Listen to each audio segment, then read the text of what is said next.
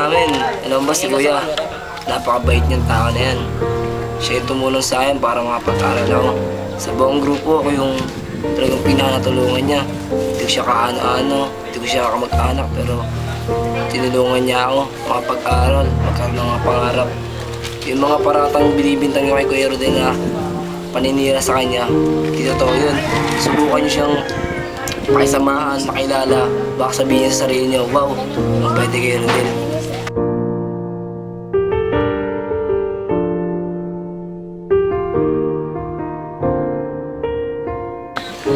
Ako nga pala si Wilson ng Pro Generation X. Ako dati akong Gen X. Tuntua nga ako nung nabuo yung grupo na ito eh. Hindi ko akalaing tatagal kami ng ganito. Tapos makakasayaw kami ng showtime.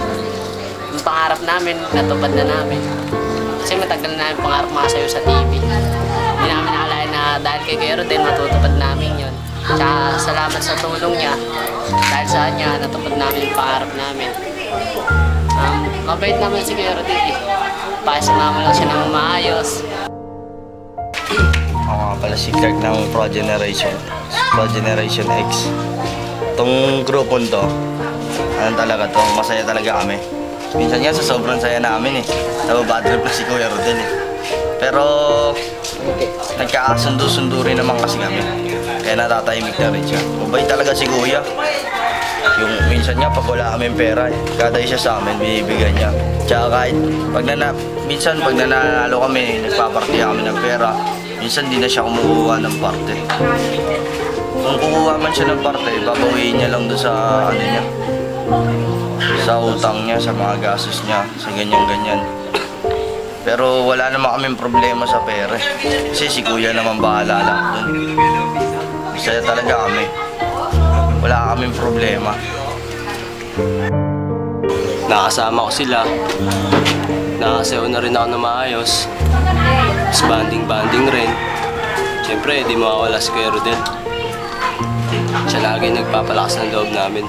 Tsaka siya lagi gumagastos sa amin kahit anong mangyari. Di na kami pinapabayaan. Si Kuya Jerry na yung choreo namin. Tapos, yung mga dati kong grupong Gen X, nakasama rin namin sa Prodigy. Kaya kami ngayon naging Pro Generation X. Ako nga pala si Gyro ng PGX, na isa sa pasaway ng PGX, pero kahit ganito ako, nabago ko na. At sa mga grupo ko, karoon na din ang pagbabago. Sobrang saya ng grupong to, may harutan, miruan, tampuan, pero wala yun. At sa manager namin, sobrang bait, pero minsan sinusumpong ng toyo.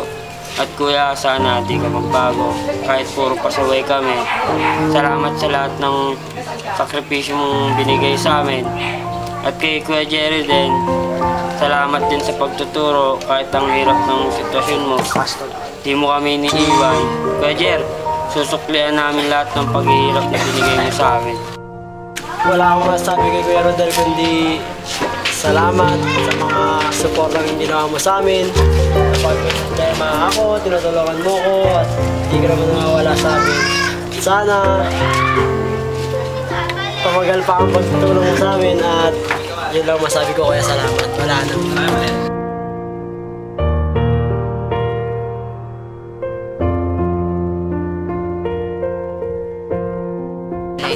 Ako nga pala si Atan ng PGX. Ay pasasalamat ko kay Kuya Rodel dahil sa tulong niya sa akin. Hindi lang sa akin kundi sa pamilya ko at sa mga kagrupo ko. Ang masasabi ko lang po kay Kuya Rodel, maraming salamat sa lahat ng suporta mo sa amin.